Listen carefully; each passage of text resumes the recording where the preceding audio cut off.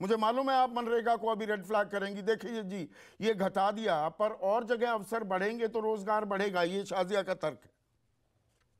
नहीं, सबसे पहले तो मैं घोर आपत्ति जताती हूँ शाजिया इल्मी के शब्दों पर। वो जो अकल बढ़िया भैंस की बात कर रही है, मैं ये भी कह सकती हूँ उनके लिए, क्योंकि उनको बजट का बी नहीं आता, ये पूरी तरह से साफ हो चुका है।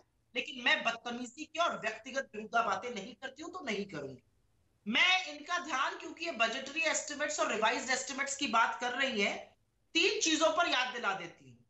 कृषि पर रिवाइज्ड एस्टिमेट, मतलब जो एक्चुअल खर्चा हुआ वो बजटरी एस्टिमेट से कम था।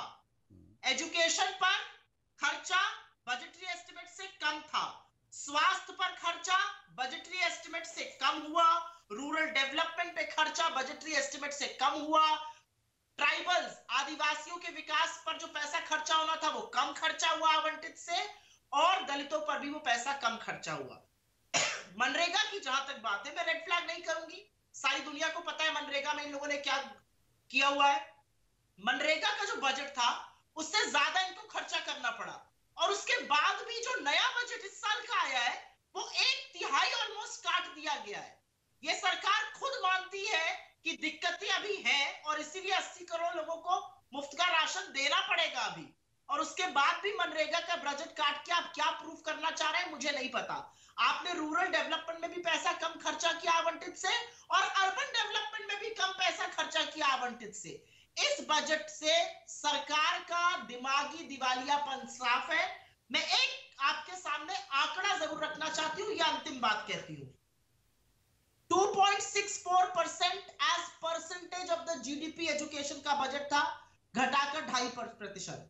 हेल्थ का प्रतिशत था 2.2, घटा के 1.9। एग्रीकल्चर का था 3.8, घटाकर 3.2%। रूरल डेवलपमेंट का होता था 5.8, घटाकर 5.2%। क्या प्राथमिकता है ये पूछती हूं मैं आपसे। पर यहाँ पर प्राथमिकता एक में सेकंड, समझिए एक सेकंड सुप्रिया, थोड़ा इंटरवीन करूंगा।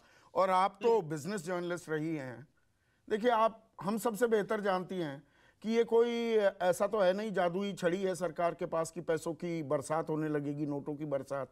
मनमोहन सिंह भी कहते थे पैसे पेड़ पर नहीं उगते हैं। हम एक संकट, संक्रमण, आफत, आपातकाल से निकले हैं। हम आज की तारीख में दुनिया में विकास दर के मामले में सबसे आगे हैं, 5वें सबसे बड़ी अर्थव्यवस्था भी हैं।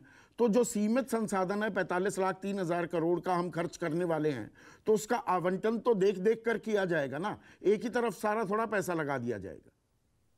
ये आपने अच्छी शब्द बोला। इन्होंने क्या बोला था, कैपिटल आउटले इतना हो गया है, इतनी नौकरियां बन जाएंगी, बिल्कुल काया पलट हो जाएगी।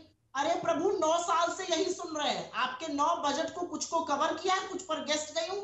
9 साल से सुन रही हूं कैपिटल आउटले बढ़ गया, अब देखिएगा चौतरफा विकास होगा, नौकरियां बन जाएंगी। पिछले 9 साल में तो नहीं बन पाई। असलियत यह है कि कैपिटल एक्सपेंडिचर 7.5 लाख करोड़ था पिछले साल, खर्चा 7,28,000 करोड़ हुआ। इसका मतलब कि दावे ज्यादा बड़े होते हैं, दिखावा छोटा होता है। आपने अच्छा सवाल पूछा कि कहां से ये पैसा आएगा।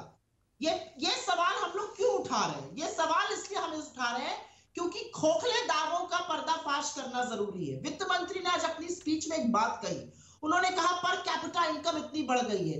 2004 से 14 के बीच में पर कैपिटा इनकम बढ़ी थी 13.1%, और इनके अमृत काल में 2014 से 2023 तक बढ़ी है 9.1%।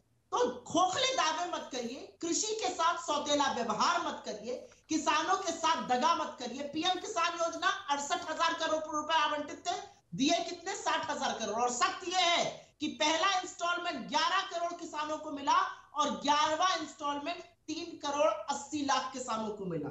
ये किसकी गलती है बताइए मुझे? कहां गए वो 8 करोड़ किसान? ये मैं आज जरूर जानना चाहती हूं।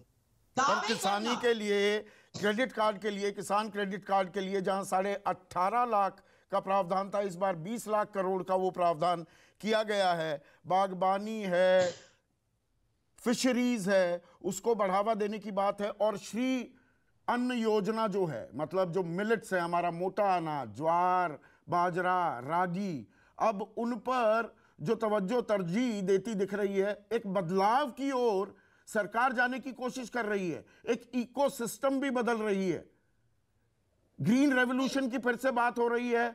और केमिकल रहित खेती को बढ़ावा देने पर जोर देती दिख रही है सरकार। आपने एक सवाल पूछा और उस बात को आपने अभी भी उल्लेख किया कि सरकार इकोसिस्टम बदल रही है। आप middle term, medium term to long term ecosystem बदलने की कोशिश कर रहे हैं, तो आप क्या शुतुरमुर्ग है कि आपने ऑस्ट्रिच की तरह सिर अपना जमीन के नीचे कर लिया और कोई समस्या नहीं है? अभी का जो करंट क्राइसिस है, चाहे अनएम्प्लॉयमेंट हो, चाहे गरीबी हो, चाहे महंगाई हो, चाहे कॉन्सेंट्रेशन ऑफ वेल्थ कुछ हाथों में हो, उस पर इस बजट में कुछ था ही नहीं। द वर्ड पुअर सिर्फ 2 बार इस्तेमाल हुआ बजट में। यंग यूथ का इस्तेमाल बजट में 7 बार हुआ, ट्राइबल का इस्तेमाल 6 बार हुआ, टैक्स का इस्तेमाल 51 बार हुआ और ग्रीन एनर्जी का इस्तेमाल 20 से ज्यादा बार हुआ।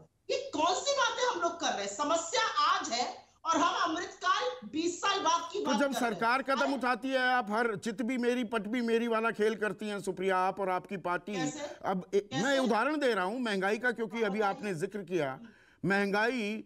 अगर वो लक्ष्मण रेखा 6% की भी पार करती दिखी और 11 महीने ऊपर रही, वो सरकार और आरबीआई रीपो रेट 2.25% बढ़ाते हैं, महंगाई दर 6% से नीचे आ जाती है, पर उसका असर फिर आप कहने लगते हैं अब देखिए पैसा कहाँ है, वो निवेश कैसे होगा कारोबार में। ये चित भी मेरी पट भी मेरी, महंगाई काबू में की है, अब आगे ट्रैक पर लेकर आएंगे इकोनॉमी को, ये सरकार कह रही है या बताने की कोशिश कर रही है। नहीं, गलत आप दावा कर रहे हैं। मैंने तो फिस्कल डेफिसिट पर एक शब्द नहीं कहा, लेकिन हाँ मैं ये नहीं, मैं महंगाई की बात कर रहा हूं। मैं बात कर रही हूं उस पे। इस बजट में महंगाई पर आपको क्या शब्द सुनाई दिया? क्या एक्साइज ड्यूटी रिडक्शन की बात हुई? बिल्कुल नहीं हुई। $36 प्रति बैरल कच्चे तेल का दाम गिरा है पिछले 6 महीनों में। क्या हमारे और आपके लिए पेट्रोल, डीजल, एलपीजी सिलेंडर का दाम खत्म हुआ है? वित्त मंत्री सदन में खड़े होकर उज्ज्वला गैस कनेक्शन की बात करती है, क्यों नहीं बताती कि 1 करोड़ लोगों ने दोबारा सिलेंडर भराया ही नहीं है?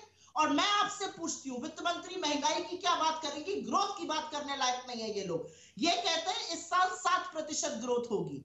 इसका मतलब है कि 3rd क्वार्टर और 4th क्वार्टर में ग्रोथ रेट 4 और 4.5% होगी, क्योंकि पहले तिमाही में 13.5% थी, उसके बाद 6.3% थी। अगर 7% होनी है तो मात्र 4% ग्रोथ होने जा रही है 3rd क्वार्टर में और 4.5% 4th क्वार्टर में। इसके बारे में कोई जिक्र ही नहीं होता है, नौकरियों का कोई जिक्र, मतलब जॉब्स की बात 6 बार जॉब के शब्द का इस्तेमाल किया गया। ये प्राथमिकताएं दिखाता है सरकार की। मैं बार बार ये कहना चाह रही हूं, गोल्ड का भी जिक्र हो गया, लेकिन इसका जिक्र मात्र 6 बार। ठीक है प्रोफेसर अरुण कुमार, देखिए जब हम